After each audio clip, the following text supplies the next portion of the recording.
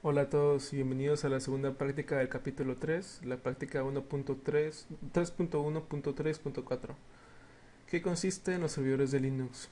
Vamos a comenzar.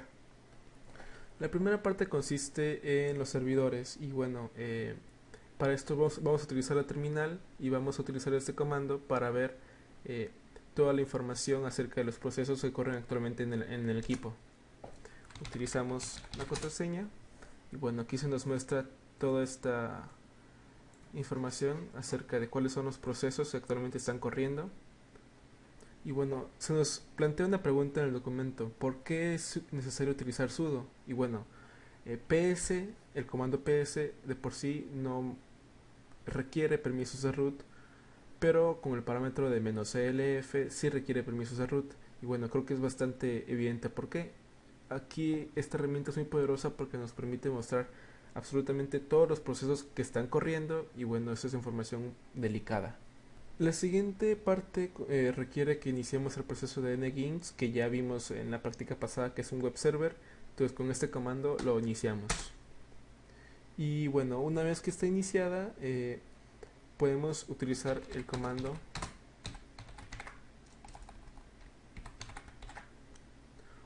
Una vez que iniciamos el proceso de nginx, utilizamos el comando de sudo ps-ejh para correr el running process tree, mostrarlo, de los procesos que actualmente están corriendo. Es decir, nos va a mostrar una jerarquía donde se muestran los procesos, sus derivados, es decir, sus subprocesos o procesos hijos, etcétera. La siguiente pregunta que hay que responder es: ¿cómo se representa esta jerarquía en PS? Y bueno, aquí vemos que la jerarquía se representa con indentación, como con espaciado, donde el comando que está o el proceso que está más a la izquierda tiene mayor jerarquía que los que están a la derecha. La siguiente herramienta que vamos a ver hoy pues es netstat. Y netstat es un comando muy útil porque permite identificar los procesos de red y las conexiones de red que están corriendo actualmente en el equipo. Aquí podemos ver que nos muestra todos los procesos de red y todos los servicios, etcétera, que corren actualmente en nuestro equipo.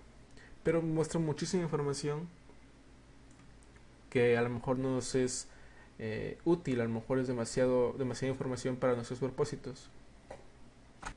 Bueno, con este comando, con netstat tunap con permisos de root, pues lo que pasa es que ahora podemos filtrar mejor la información y mostrar solamente lo que nos interesa. Aquí podemos ver que nos muestra el protocolo que utiliza la conexión de red, los receive and sending queues, las direcciones tanto locales como externas, el estado en el que se encuentra el proceso de red y a qué proceso está vinculado esta conexión de red. Bueno, aquí hay que responder qué significa cada parámetro utilizado en netstat-tunap. Y bueno, el primer parámetro, el primero y el segundo, tanto la T como la U, pues indican que se filtren todos los procesos de red, excepto los que utilizan protocolos ya sea TCP o UDP. Esos se van a mostrar. El tercer parámetro, la N, quiere decir que las direcciones se van a mostrar en su formato numérico. La A quiere decir que independientemente de si el estado es que están escuchando o no escuchando, todas las redes se muestren. Y por último, la P quiere decir que indique cuál es el nombre del programa o el ID de proceso, eh, del proceso de red que le corresponde.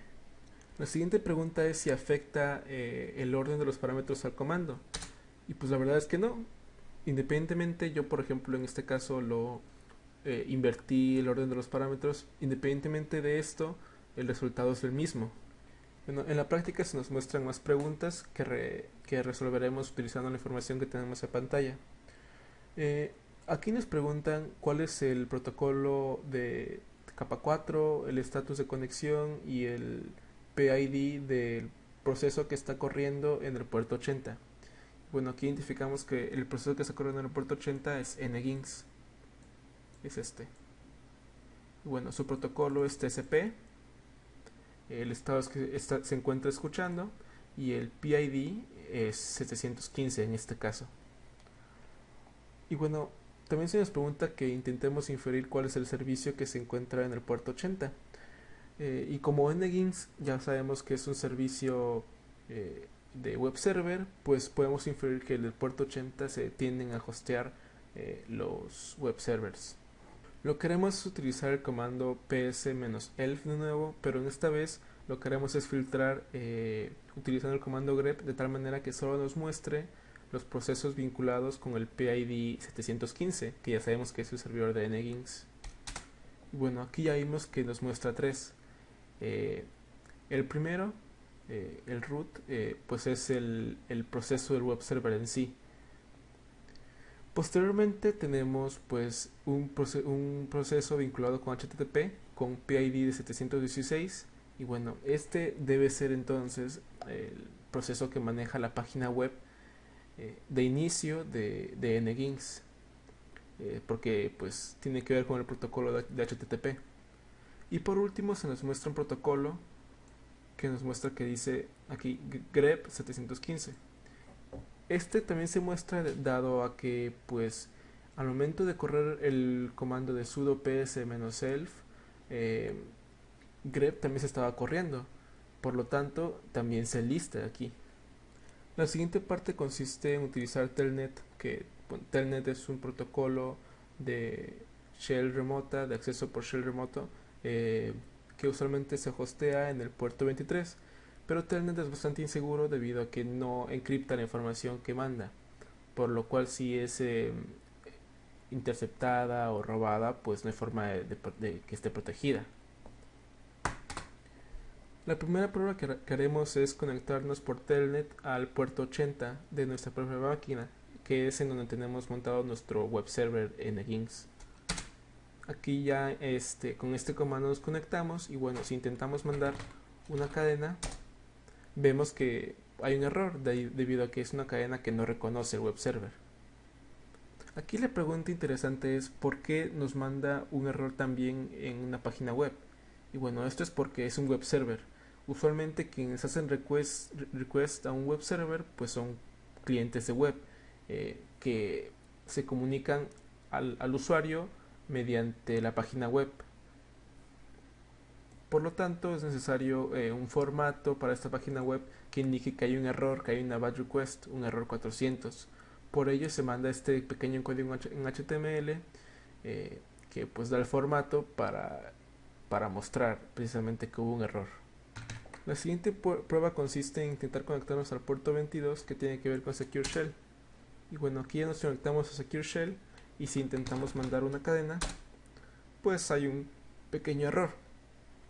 Esto es porque es una diferencia de protocolos, no son iguales, entonces pues no se pueden comunicar apropiadamente. Y la conexión se cerró por el host externo. Y la última prueba que realizaremos será intentar conectar con el puerto 68.